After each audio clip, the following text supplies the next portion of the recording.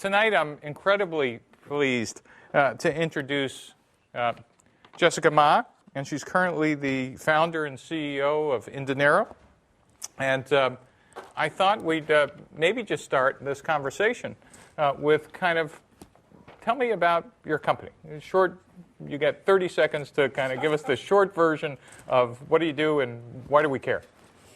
My name's Jessica Ma. I run a company called inDinero, and we started it about 18 months ago. I went to UC Berkeley and studied computer science. And while I was there, my best friend Annie and I were working on a past business, and we thought it's really difficult to manage our business finances. We never knew how much money we were making, what our margins were, how much we were spending, and I thought there has to be a better way than to use a complex accounting software like QuickBooks. So we started inDinero out of our dorm room, and we were Y Combinator funded, and then we raised a little money after that, and we're still going strong. Great. So let's go back to your days in college, right? Did you know you wanted to be an entrepreneur? I was pretty sure I wanted to be an entrepreneur. And why was that?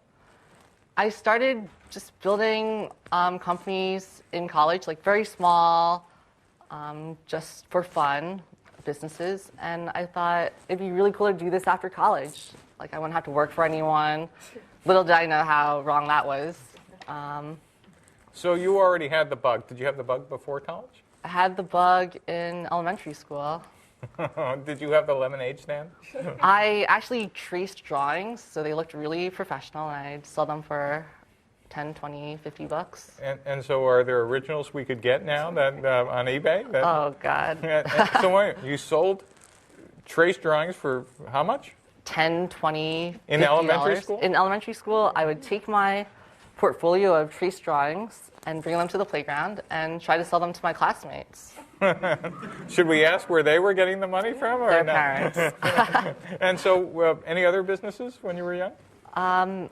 In middle school, I helped design and program websites for other people, and just small stuff like that. And were your parents encouraging, or were they confused? They were very encouraging. Yeah. My mom still runs her own business, and my dad's an engineer. So I got the engineer and the entrepreneur side of my family. Right. So by the time you got to college, you were kind of an experienced entrepreneur. Not quite. I thought I was. Right. That's the problem. Right. And so when you started this idea in college, did you know you wanted it to be a company, or did you know it was just a good idea that you were solving a problem for yourself and your friends? I thought it was a great problem to solve. And I didn't know if inDinero would turn into a real business. But at the worst case, it'd be a fun project to build. We'd use it to help manage our own money for the future. And if we could sell it to other businesses, that would be even better. Okay, so you were an undergrad in computer science. Yep. All right, and so you had this idea. Right? What did you do next? I mean, did you code it and then went out and put up a sign that said "Need money," or what did you do? Well, was there an entrepreneurship club, or how did you go from, I'm coding away and to like, I think I want to start a company and raise money? We actually started building it to learn how to program in Ruby on Rails. Okay. Like we'd studied computer science through our classes, but we didn't know how to do web development that well. And we didn't know how to make something that we could sell to other people. So we thought, let's just build it. Let's program it for fun. So are you saying you didn't learn anything practical in this school up north? Is that? Well, we learned like computer science fundamentals, but we didn't really know how to build a product and sell it to people and iterate on it quickly. And so then what did you do? You built it and? Yeah, we built it. We started signing people up. And one thing we did early on, which I still think was really smart to do, was set up the sign-up page such that it would take in a credit card number, and we would say we're charging $20 or $30, and see if people would enter in their credit card number. And we did this without even showing screenshots, without having a fully built product. And we just wanted to see if people would put in their credit card number, and we never charged them, but people put in their number, and that's when we thought, wow, we could build a real business out of this. Oh, and how many people signed up that gave you confidence? 5 or 50 or 5? Over 100. Really? Yeah. Wow. Okay, everybody. Now you know the first secret. Set up that web page. All right. And then what did you do? After that, we decided instead of getting internships that summer, why don't we build this full-time for the entire summer?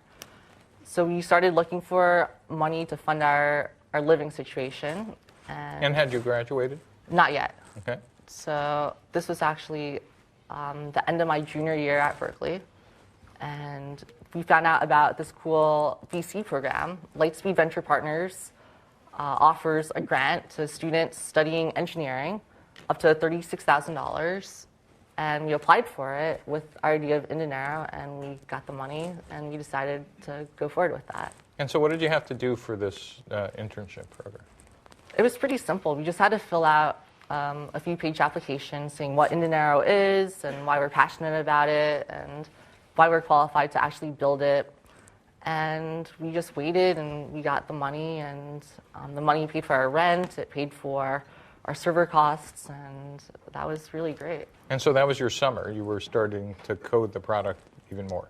Yeah. Under this internship. Mm-hmm. What happened next? After that, we thought, why don't we drop out of college and do this full time? We're going to edit this part out for the university crowd. Well, I didn't drop out. Say that again? I told my parents I was going to drop out. Right. They were petrified. And ultimately, I got connected with a family friend who was one of the early people at Rackspace. And he told me that he too was considering dropping out when he was starting his company. But he was convinced by another family friend not to do that. Right. And the reason being is, even if inDinero is a great idea, which it isn't that great, it's going to be there for many years, and there's nothing more invaluable than to finish college. Can you say that last part again? I mean, I'm not just saying that because I'm here. I truly believe that. I really believe that, and I thought I could just learn a lot in that last year of college, have a lot of fun, and when I finished, I would come back and proceed with my company. So you had the summer internship from Lightspeed. You went back to Berkeley for your senior year. I went back for college. And then what? And virtually no work got done that last year. We were just really focused on school, having fun, having that genuine college experience. Okay. And then we thought, why don't we actually do this full-time for a job? And so we applied to Y Combinator, we applied to Techstars. And just for everybody else, Y Combinator, Techstars is what? Y Combinator and Techstars are early-stage accelerator programs. They give you a little money to work on your company, and they give you a lot of connections and help in just building a startup.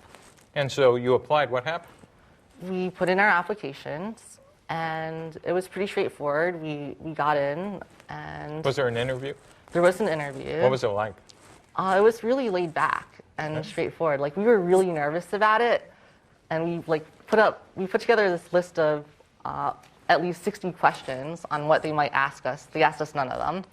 And what did you think they were going to ask? I thought they'd ask, like, so why this market? Like, what's your total addressable, like, revenue per year? And, like, all these other questions that I thought real investors would ask. But they just cared about whether or not we spent the time to build a product, whether or not we were passionate about it, and whether or not we were able to get people to put in their credit card number for it. And I think that's what they were most impressed by. And how did they know you were passionate? What did you say? Well, we told them the real story, that we built the business because we had a problem ourselves, and we just wanted to solve that. And like, no person in their right mind goes into the accounting business and says, I'm going to build accounting software. Like, that's just insane. So people like that. Right. And so what was Y Combinator like? What did you guys do? Y Combinator was a lot of fun. I actually really miss it. Like, the day of our graduation, we just took our moving truck and moved down to Mountain View. And every Tuesday night, there was a dinner. So we'd meet a lot of other entrepreneurs. And it was just like going through college all over again, but over the course of a summer. So what did you do in between the Tuesday night dinners? We would just program a lot. We'd program, we'd talk to customers. I would actually leave my living room office to do usability testing with customers. So every Friday, I just line up a bunch of customers back to back and tell them to sign up for inDinero if they hadn't already, and just watch them use the product. And that was the smartest thing we did. Great. So we'll get back to who the customers were, but more about Y Combinator. How long was the program?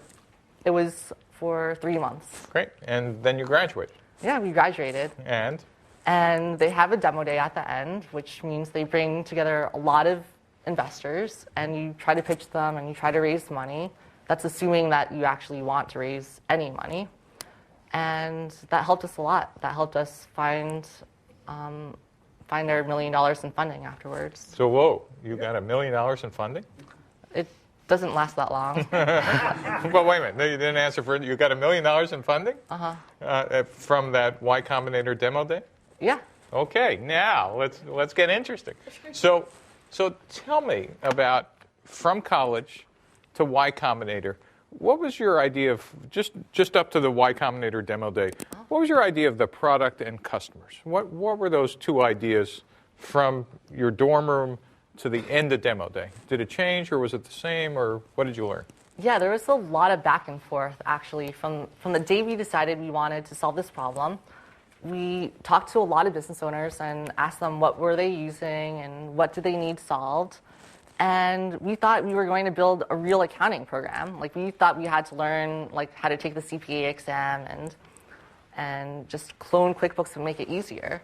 But it ended up that no business owner really wanted that. And most business owners weren't using the incumbent in the space. Who was?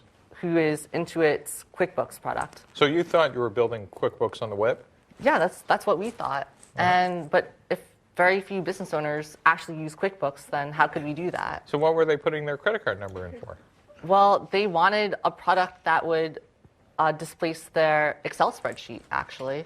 So most of them were just using Excel for their books? Yeah. Interesting. And so that was your day up to demo day in thinking that that's what you were doing? Yeah. We thought we were building an accounting product, and boy, were we wrong. All right, we'll get to the fun part in a second, but this is a great story. So wait a minute, how old were you when you got $1 million? I was 20. Great, I would have been in Brazil with $1 million. So, but you instead thought the best use was to work 24/7 for that $1 million. Yeah. So tell us what happened when you were 20 and you got $1 million. What did you do next? We sat on it for about a month. We thought, we have $1 million. Let's not do anything stupid to spend it all away. And of course, we've since spent it all away. And we started hiring people. So how did you know what to do? Well, when we set out to raise the money, we thought we have to hire people with this money.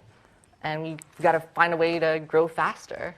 And did you raise the money from one investor or a bunch, or how did it work? We raised it from a bunch of people. And just like all the other decisions we made, we consulted a bunch of people. We got very conflicting advice. And some people said you have to just raise money from 1 or 2 VCs and call it the day.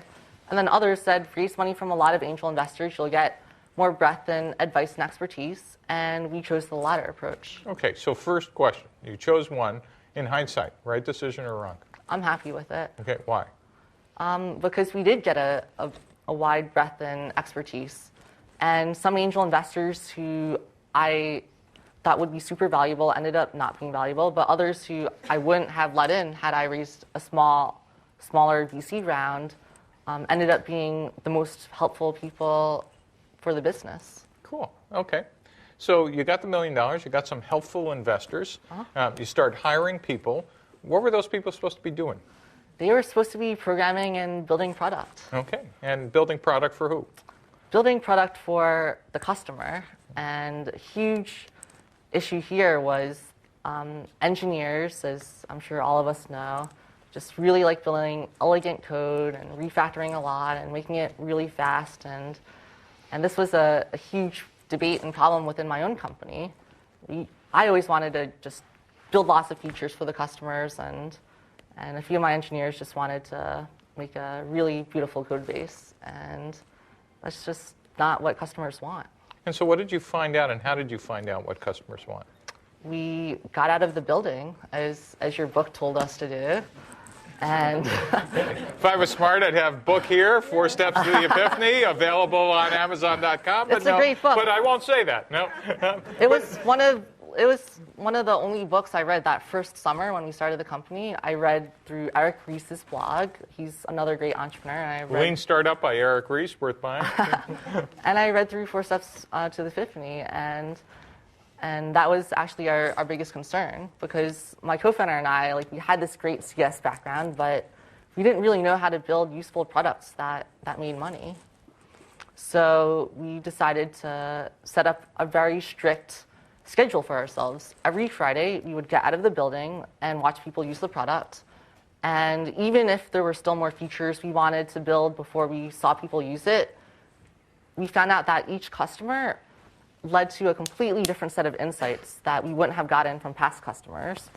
And we couldn't just do it for 10 or 20 or 30 people. We had to survey dozens and dozens and dozens of customers to really figure out what we're going to build. Wow.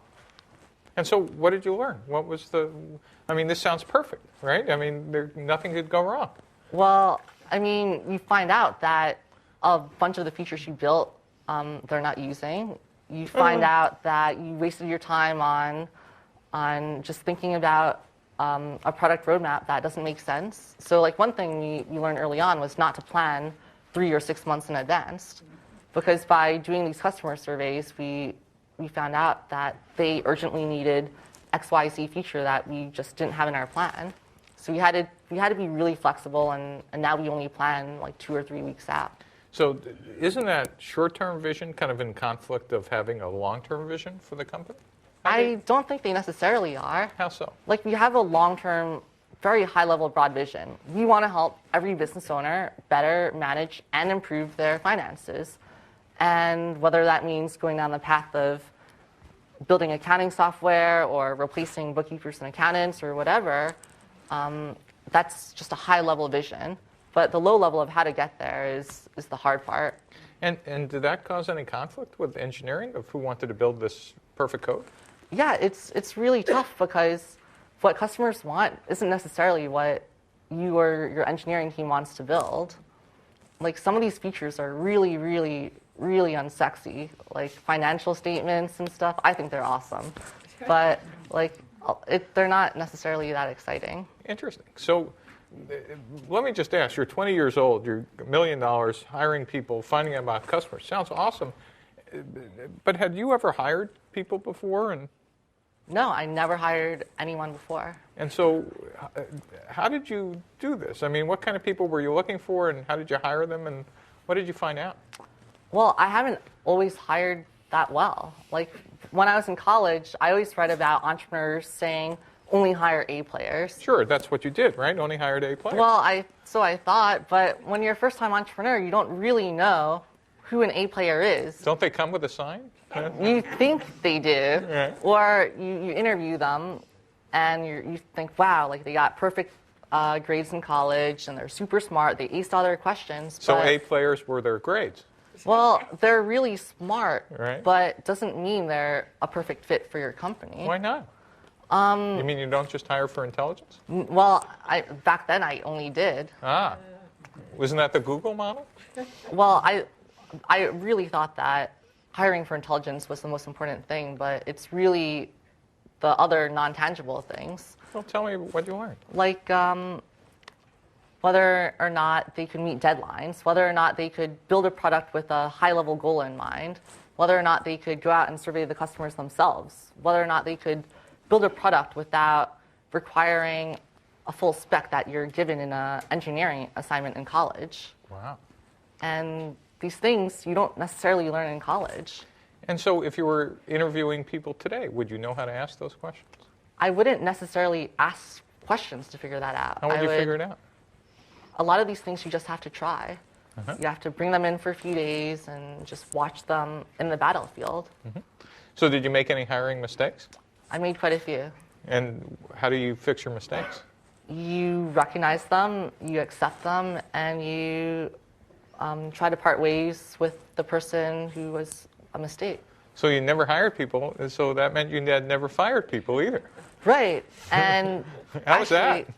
I remember a few months after we had raised our $1 million, one angel investor asked me if I had ever fired anyone before. And I proudly told him, no, I never have had to. And he said, well, you shouldn't be smiling because you probably hired someone wrong and you just haven't realized it yet. And that really scared me. Right. And so you've now done that. Right. Like, I feel like if you're a first-time entrepreneur, instead of just trying to only make A-player hires, maybe it's better to think about hiring in terms of trying and then firing if you realize that you made a mistake. Right. Because that's just inevitable. And you can't really learn who's a good fit until you try lots of people. So it sounds like you fix your mistakes quickly now. I have. Right. It's costly not to do It's that. very costly. Well, all the mistakes I made have cost us at least half our funding. Wow. Well, it's glad you're still in business. Sorry, you're. that was half my funding too. So, but Jessica, when you started, there's another piece of this story that I think is kind of interesting. You happened to get a lot of press. First of all, why was that? What was it like, and how did you deal with it, and what did you learn? Well, getting a lot of press is a lot of fun. It's really good for the ego, but. And why did you get all that press, do you think? Well, we had an interesting story. Like, we were like a 20 and a 19-year-old building a startup to help business owners, and we were fresh out of Y Combinator, and we'd raised $1 million, and it sounds really cool, but after we got a lot of this press, we realized that maybe half of it didn't really convert into signups. So, but the press felt good. Why did you care about signups? It was about you. I thought so, and then I got your phone call. Steve called me after this huge wave of press and said, Jess, like, you have to really think about what you're doing to yourself and really make sure that when you're getting press, it's actually leading to money, to business results. Because it takes a lot of time to go out and do speaking engagements and talk to reporters, and if it's just about boosting your ego, it's just not a great use of time. But it feels good for a while, doesn't it? It does. And then over time, we had a lot of friends saying, how's inDinero? Oh, it's probably doing great. I saw you in Inc. magazine or Fast Company. But it really doesn't feel great because deep down inside, you know how hard it is to build your company. And you know that you're not successful yet. So you just feel like a con artist in a way.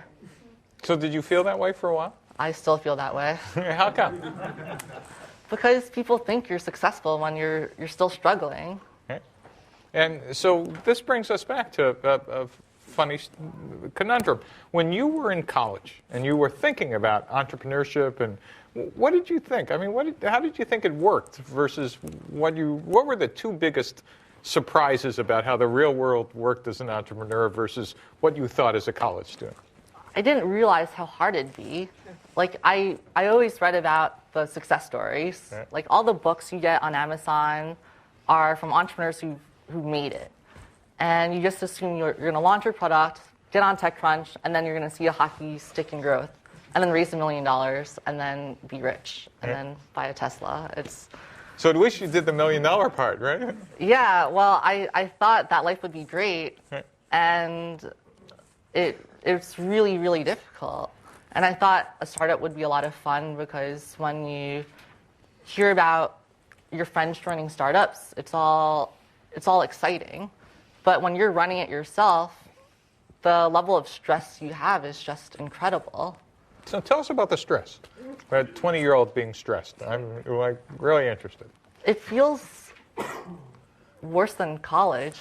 And why? What are you responsible for that makes you stressed? Well, you're responsible for your staff. You're responsible for meeting payroll. You're responsible for your customers and not screwing that up. You're responsible for your investors. And then on top of that, you have your own career to worry about, and your own ego, and your parents, and it's far more than just taking home a salary. Yeah. So you thought you'd get this $1 million and things would go swimmingly well, and you'd look like Facebook at the end of year 2, right? I did. Okay. All right, honest. And it didn't happen, right? I was really, really cocky. Yeah. I was on top of the world, and I thought I'd mastered it all, and I was so wrong. And so when did reality set in? What didn't happen that you thought, or when did you start going, uh-oh? I think reality set in when that investor I talked about asked me if I'd ever fired anyone before. And after that, I went through each of my staff members, and I really thought, is everyone pulling their weight? Is everyone an A player? And if not, like, what did I do wrong, or what are they doing wrong, or how could we fix that? And I talked that over with my co-founder. We sat down and we really thought about our hiring practices, and we thought, we're not moving nearly as fast as we should have been. We're not moving at the pace that we planned to. We weren't meeting our internal goals, and that just felt awful. Yeah, because then you had to fix it. Yeah, you have to fix it. Like, the first person we tried to let go, that was just terrible, because if I had to just let them go, that wouldn't be so hard to do, but we had a lot of resistance from our other staff, because everyone in a small startup is close friends to each other, and they all like this person. So I had to explain to everyone why we were letting them go, and then why they weren't at risk themselves of being let go. Wow. Wow. And did you have any help doing this, or did you have to figure it out yourself? Well, you could get advice from investors, but ultimately you have to do it yourself. Right. And you have to learn the mistakes yourself. And so the first level of reality was figuring out that you needed to change staff. And then what else? How about revenue and customers and product? What happened when reality met the road there? Well, so with the hiring and firing, that was just skimming the surface. And then it got way worse after that. Oh, wow. And why are you up here? Tell us the story. I think it's great. Yeah, well, after that happened, we started, we had set goals for ourselves for how many users we'd have, for how much revenue we'd be making. And the numbers seem impressive, but a lot of them are just vanity metrics. Like, they sound really good to TechCrunch and to Inc. magazine, but they don't translate into business success. What's an example of a vanity metric? So, for example, inDinero could say it's tracking tens of millions of transactions and billions of dollars of business assets, which is all true. Okay. But how many of these users are active and paying money, and how much money are they paying, and how loyal are they, and are we solving real problems for them? And that's where we really had to. And you were tracking those real numbers as well. Well, I tracked the real numbers too, and like, they were not as great as I wanted them to be. Right. And so was that something you knew how to fix, or was it just kind of like you were stuck for a while? Well, I think we were so unhappy during that time period because we kind of assumed that we'd be successful. Mm-hmm. Like, we had raised expectations so high for ourselves that when reality came to us, we had no choice but to feel bad about it. Right. So how long did you guys feel bad? Well, my co-founder and I went through this 6-month bout of depression. We were just really angry at the world, and we were just really upset. And what happened? And, like, we made personnel changes. We cut a lot of our costs. Like, we had a really nice office. We got rid of that. Remember that? I do remember that conversation. Okay. Wait a minute, just for everybody else, what did you learn about fancy offices? Well, I actually read your essay about it before I got that fancy office. And you still did it. And I still did it. But what did you learn? Well, I learned that you just feel really scrappy, and it's a lot more exciting to feel poor and to feel like the underdog and to set expectations low for yourself. Because when we had that nice office, it wasn't just ourselves who felt content, but guests would come in and think, wow, inDinero must be doing well. You have a nice office, you got a hot tub, it's really cool. But it made you feel kind of too content too, didn't it? Well, I actually felt cool about it for about a month, and then I started feeling like a con artist after that.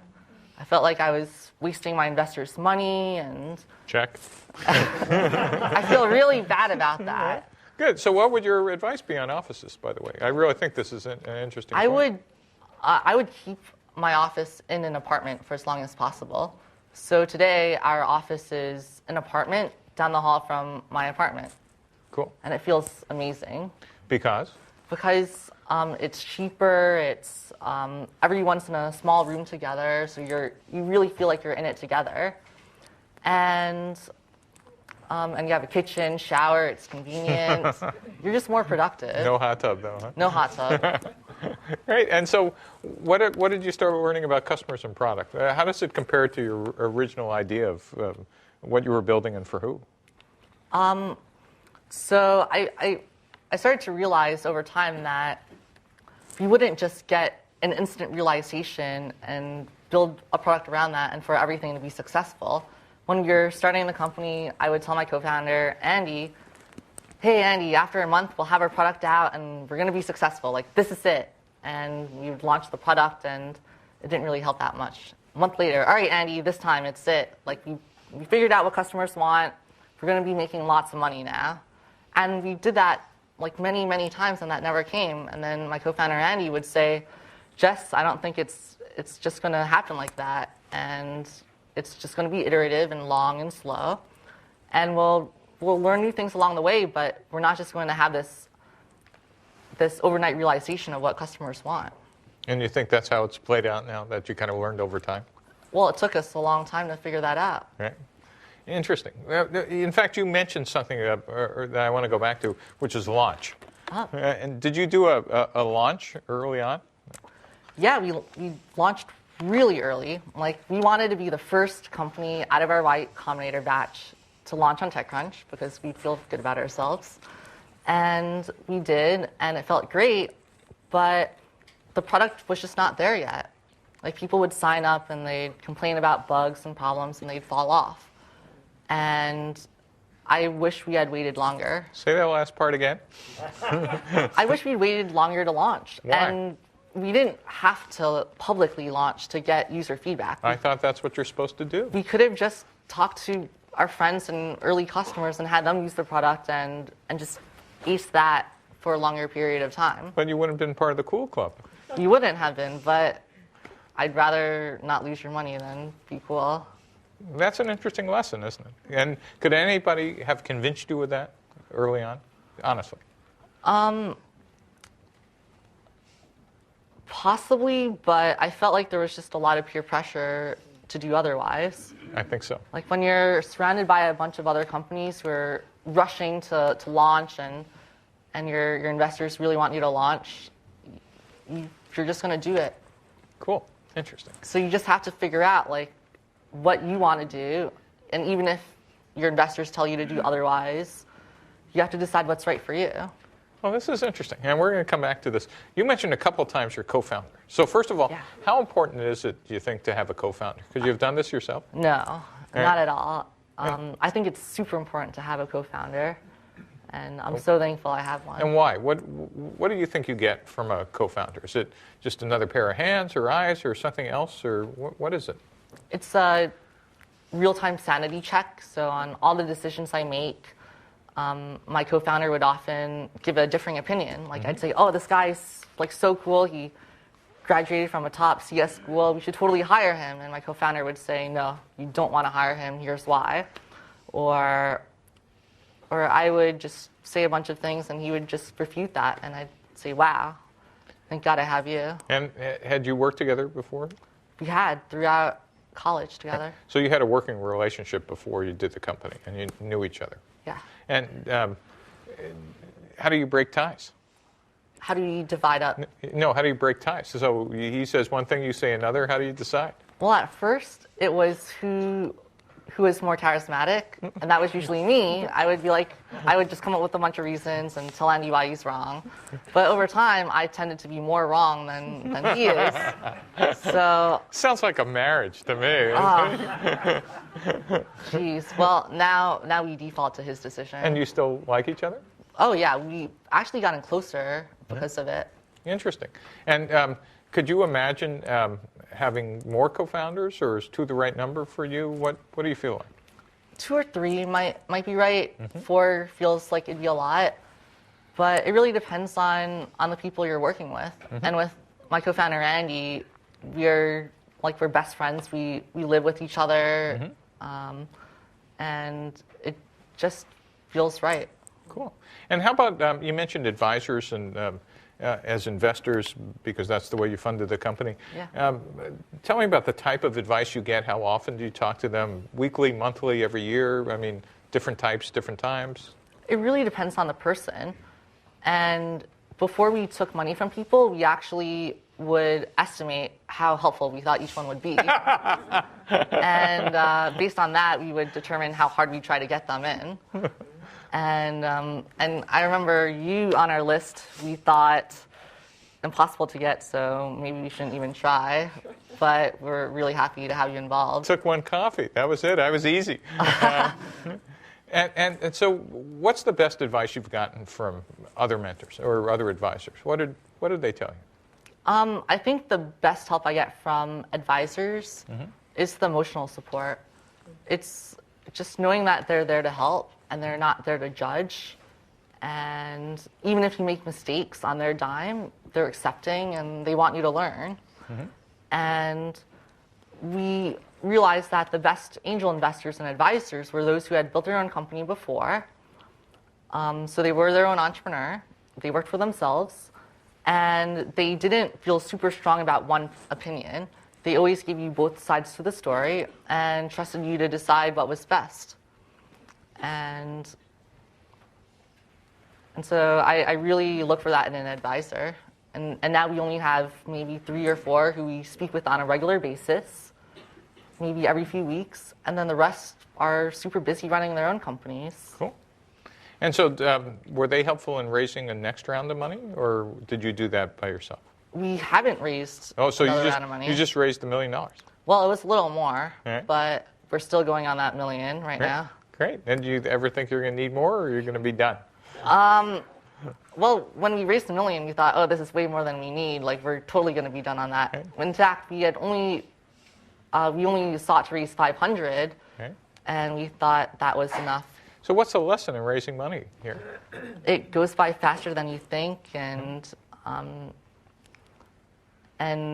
it's always safer to raise more than to raise less. So if you could have raised, in fact, you probably could have raised more. Should you have taken it? Absolutely. Yeah. I was offered like over $1 million more on incredible terms. And I should have taken every penny. because? Because it would give us more time to experiment, to iterate on the product.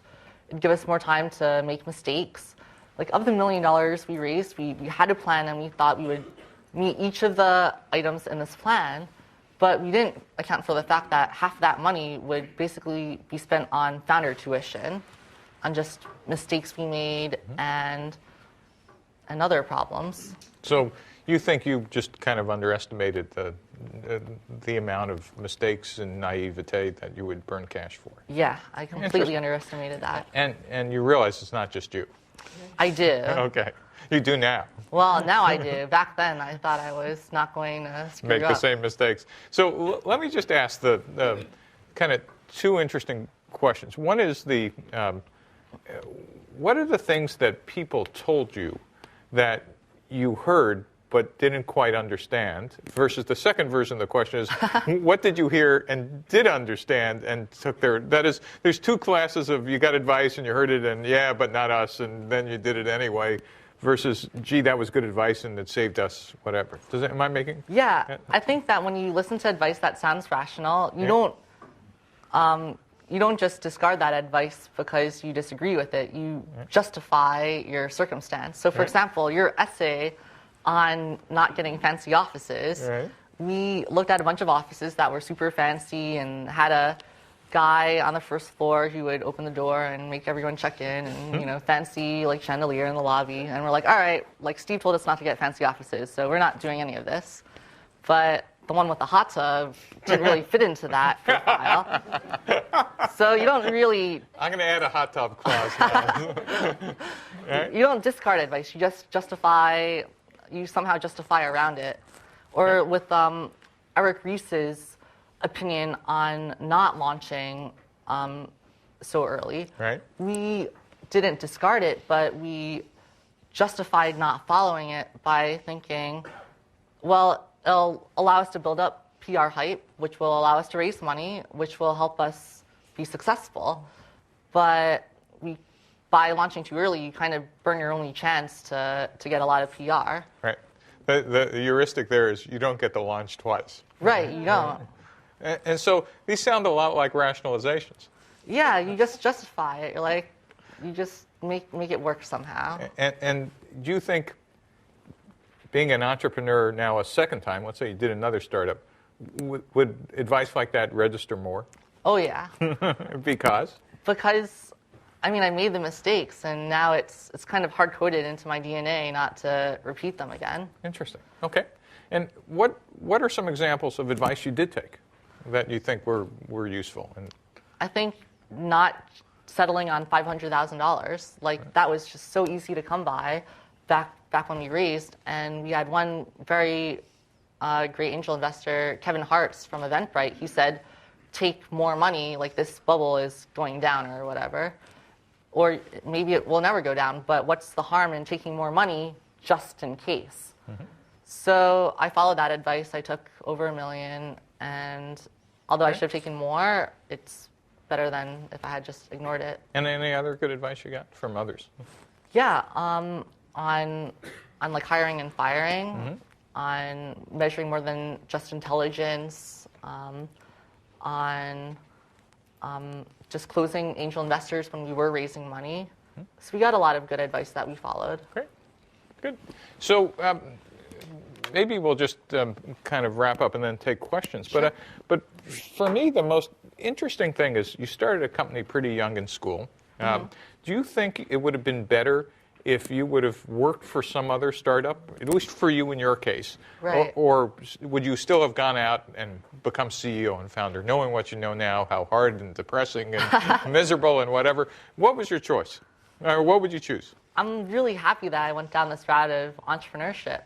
Because if I'd went out to get a job, I'd probably become a better engineer, but I wouldn't have learned about negotiating and hiring problems and dealing with the company budget and figuring out this investor, how to deal with investors, and I wouldn't really appreciate how hard it was to start a company. So I might procrastinate starting a company if I had gotten a job. I'd say, oh, I could start a company in a few years and it'll do well and life will be great. And it's easy to say that when you're not running a company. But when you are running a company, you intimately understand how hard it is. And actually, when I was going through that 6-month bout of depression with my co-founder, I remember asking him, like, should we have just gotten real jobs? Should we have just returned all of our investor money and gone to work at Google or something? And that was when we really realized that we had to make the startup just fun for us to work in. What if inDinero never makes a profit? What if I could only make payroll and maybe make my investors a little money or none at all and just have fun with it? And now my focus is on enjoying myself, on learning, and I'm a lot happier now that I feel that way. So you would do it again? Absolutely. All right. So with that, thanks, Steve. So